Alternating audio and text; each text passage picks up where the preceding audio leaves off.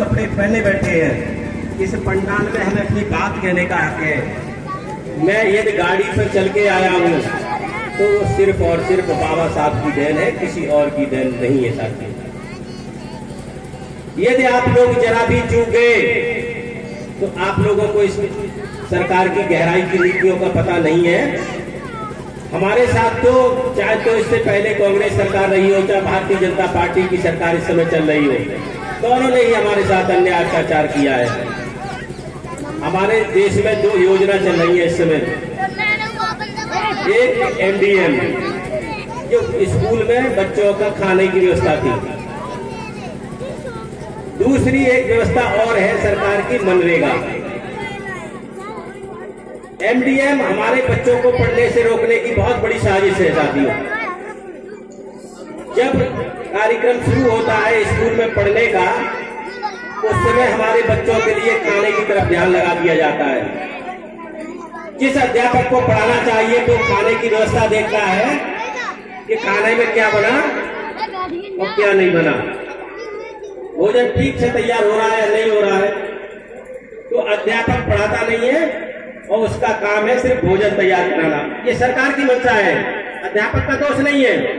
उस पर एक प्रतिबंध लगाया जाता है, दबाव दिया जाता है उस पर कि खाना ठीक से बंटवा दो, तो बेचारा वो उसमें लगा रहता है, क्या पढ़ा है।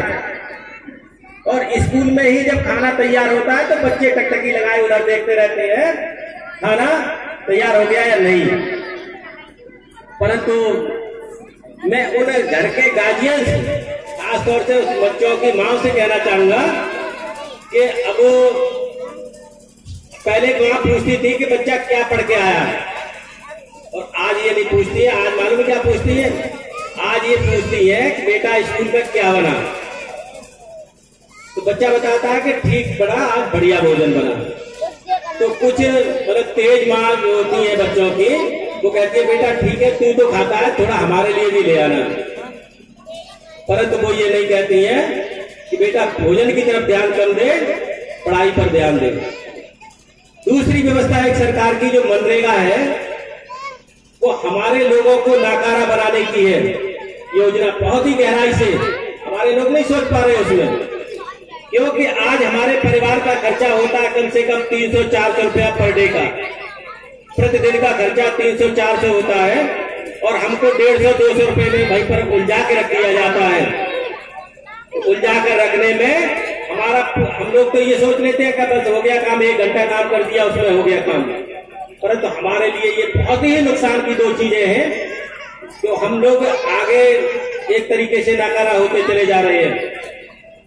दूसरी अभी हमारे बहुत जी कह रहे थे मंच के माध्यम से, सरकार की पढ़ाने की जो स्कूल तो लॉकडाउन करके बंद कर दिए, अध्यापक डेली आते हैं स्कूल में। तो क्या उनका मतलब है अध्यापकों का आने का? दिखावा में ये दिखाया जा रहा है कि अध्यापक डेली आ रहे हैं, बच्चे स्कूल नहीं जाएंगे।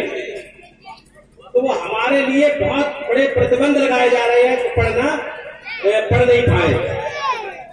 हमारे पास देखिए ज्यादातर नौकरियों में SC-BC के लोग मिलेंगे जो कमजोर तबके के लोग हैं। हाई-फाई लोग नहीं है, बहुत बिजनेस में काम करते हैं अपना। हमारे बच्चे जितने हैं वो पढ़ लिख के सरकारी कर्मचारी अधिकारी बनते हैं। तो वो रोकने की एक साजिश है बहुत बड़ी, इसीलिए शिक्षा को बिल्कुल पूरी तरह से बंद किया जा रहा है। और एक और चीज मैं बता दूं अब आप लोगों को, अभी हमारा जो किसान का गल्ला जो था, अभी दिल्ली में धरना प्रदर्शन का कार्यक्रम चल रहा है।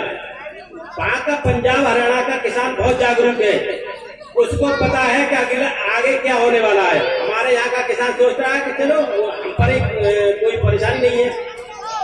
एक योजना बनाई जा रही है, इस देश के जितना भी गल्ला इकट्ठा होगा, अडानी अंबानी ने 500 एकड़ की एरिया में अपने फार्म हाउस बनवाए हैं, और वो सरकार नहीं खरीदेगी गल्ला, अब वो गल्ला खरीदेंगे सरकार के एजेंट। सरकार खरीदी थी तब हमारा सरकारी रेट पे बिकता था, और अब तो सरकारी रेट में नहीं बिकेगा गल्ला, वो उनकी मनमानी से बिकेगा। जब उनके पास स्टॉक हो जाएगा फिर वो आपको अपनी मनमानी से देंगे। यदि समय रहते हम लोग नहीं चेते तो बहुत बड़ा नुकसान होने जा रहा है। अब वो हम चेतेंगे कैसे? जब वोट का समय आता है अपना एक एक वोट देख लो कि बना या नहीं बना, बीएलओ से जाकर पूछ लो, क्योंकि हमारे लिए बाबा साहब ने यही एक अस्त्र दिया है जिससे हम लड़ाई लड़ सकते हैं, वोट का हथियार। वोट जिस समय पड़े अपना एक वोट भी चूके नहीं, किसी भी कीमत पर सावधानी पूर्वक अपना एक एक वोट ढूंढ के डलवा दो जिस समय चुनाव होता है, क्योंकि वोट से ही राजा बनता है। अब राजतंत्र खत्म हो रहा, परंतु पुनः राजतंत्र की तैयारी चल रही है।